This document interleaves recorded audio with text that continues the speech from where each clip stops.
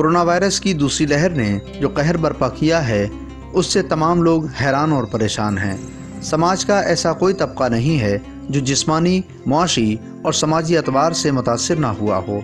इसी बदहाली के दौर से बैंड बाजा मालिकान भी गुजर रहे हैं।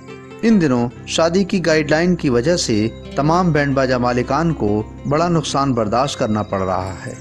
शादियों में तमाम रस्म और रिवाज के साथ बैंड बाजा भी नौजवानों की पहली पसंद होता है, लेकिन मौजूदा वक्त में लॉकडाउन में नाफिज पाबंदी की वजह से अब सिर्फ 25 लोग ही शादी में शिरकत कर सकते हैं।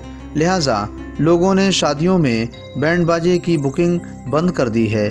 जिन लोगों ने लॉकडाउन से कबल बैंड बाजा बुक किया था वो अब अपनी पेशगी की रकम वापस मांग रहे हैं। पहले लॉकडाउन में बेपटरी हुआ बैंड बाजा कारोबार सही तरीके से पटरी पर नहीं लौट पाया था और कोरोना की दूसरी लहर ने शहर के तकरीबन 150 बैंड बाजा कारोबारियों की कमर तोड़ कर रख दी है। इस कारोबार से वाबस्ता तमाम लोग सख्त मुआशी बहरान का सामना कर रहे हैं।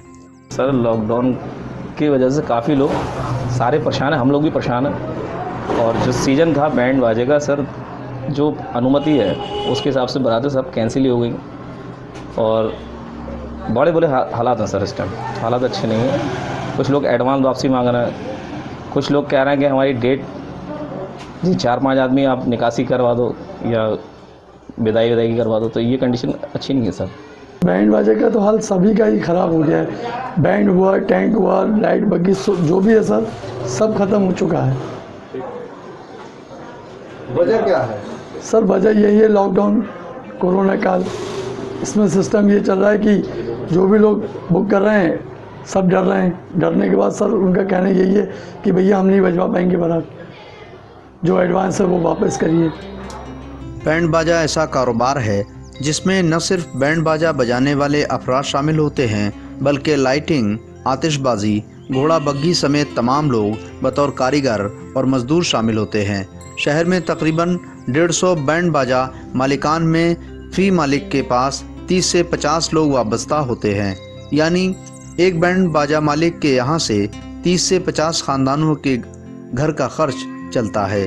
शाही शादियों में यह अमला इजाफी होकर तकरीबन 100 तक पहुँच जाता है।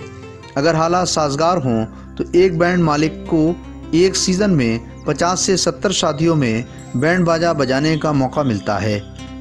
लेकिन मौजूदा वक्त में हुकूमत की गाइडलाइन के मुताबिक शादी में सिर्फ शाम 8 बजे तक ही बैंड बजाया जा सकता है। लिहाजा शाम की शादी में महज 1 या 2 घंटे के लिए कोई शहरी बैंड बुक करने को तैयार नहीं है, जबकि शादी में शामिल होने वाले बारातियों की तादाद भी 25 लोगों तक महदूद कर दी गई है। बैंड बाजे वालों की स्थिति अगर देखा एक आम आदमी की ज़िंदगी चल रही है, उससे ज़्यादा बदतर ज़िंदगी है उनकी, क्योंकि उनका कारोबार जो है पूरी तरह से ठेके पे होता है, जो साल भर पहले ठेका करना पड़ता है उनको। और उनके ठेके पे जो है एक कारीगर की 50,000 से लेकर 1 लाख तक की उनका ठेकेदारी होती है। उनके 10-20 लोगों का उनका एक ग्रुप होता है। जिस तरह से शादी कैंसिल हो रही है, जिस तरह से परमिशन दी जा रही है कि 8 बजे तक होगा और लोग कम जाएंगे, उस वजह से जो उनको कारोबार गिरा तो उनको जो रुपया लग चुका है, जो कारीगर जो उनसे ले चुके हैं, तो जो मालिकान है जो हैं, उसके मालिक जो हैं, प्रोप्राइटर जो हैं, वो पूरी तरह से जो है ज़मीन पे आ चुके हैं और उनकी स्थिति बद से बदतर है और भूखमरी कगार पहुँच चुके हैं। इस कारोबार में सबसे बड़ा जोखम ये है कि किसी बैंड बाजा मालिक के साथ काम करने वाले कारीगर और मजदूर पूरे 1 बरस के लिए तय किए जाते हैं। इसके एवज में उन्हें 50,000 रुपये से लेकर 1 लाख रुपए तक बतौर पेशगी अदा की जाती है। एक बैंड बाजे में अगर 30 कारीगर या मजदूर हैं तो बैंड मालिक का लाखों रुपया तो पेशगी में ही चला जाता है। पहले लॉकडाउन में मौशी तौर पर तबाह हो चुका बैंड बाजा कारोबार दूसरे लॉकडाउन में खात्मे के दहाने पर खड़ा है। बरेली से ईटीवी भारत के लिए मुस्तफिज़ अली खान की खास रिपोर्ट।